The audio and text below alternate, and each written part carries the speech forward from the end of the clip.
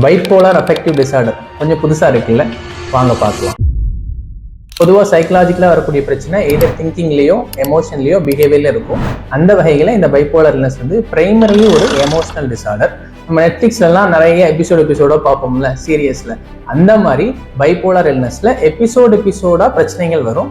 ஆனால் ஒரு எபிசோட் எப்படி இருக்குன்னு பார்த்தீங்கன்னா ஃபுல்லாக டிப்ரெசிவ் சிம்டம்ஸா, கவலை, கஷ்டம், லாஸ் ஆஃப் எனர்ஜி, ரொம்ப டயர்டாக இருக்குது, சூசைட் ஐடியேஷன் இருக்கும்.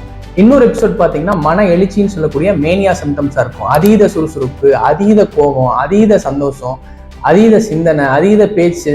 ஒரு கட்டத்தில் பார்த்தீங்கன்னா நான் தான் கடவுள், ஒரு சினிமேட்டிக்கா, ஒரு பொலிட்டிக்கலி பவர்ஃபுல்லான பர்சனா தன்னைத்தானே நினைச்சக்கூடிய நிலை. இதெல்லாம் நம்ம பக்கத்து வீட்டில் உள்ளவங்களுக்கு, சமுதாயத்தில் உள்ளவங்களுக்கு இருக்குன்னு சொல்லி கேள்விப்பட்டா நமக்கு வரக்கூடிய முதல் விஷயம் என்ன தெரியுங்களா? பில்லி சூன்யமா இருக்கலாம் அப்படின்னு தோணலாம். இல்லை அப்படின்னா என்ன இருக்கும்னா காத்து கருப்படிச்சிருக்கும்பா அப்படின்னு நம்ம நினைக்கலாம். பட் உண்மை என்னன்னு பார்த்தீங்கன்னா, number 1 bipolar illness serious mental illness. Number 2 genetically வல்னரபிளான பாப்புலேஷன் ஒரு ஸ்ட்ரெஸ்ஃபுல்லான என்வாயன்மெண்டல் சுச்சுவேஷனுக்கு போகும்போது இந்த மாதிரி சிம்டம்கள் எக்ஸ்பீரியன்ஸ் பண்ணப்படலாம். நம்பர் 3 இந்த மாதிரி ஒரு பீப்புள் ஃபேஸ் பண்ணும்போது நம்ம சுற்றி உள்ள சொந்தக்காரங்க, பக்கத்தில் உள்ளவங்க எல்லாம் நம்பிக்கை சார்ந்து பல்வேறு விதமான விஷயங்களை பண்ணலாம்னு நினைப்போம். ஆனால் இந்த நம்பிக்கை சார்ந்த விஷயங்களால சயின்டிபிக்கலி ப்ரூவன் ட்ரீட்மெண்ட்டை டிலே பண்ணிடக்கூடாதுங்க.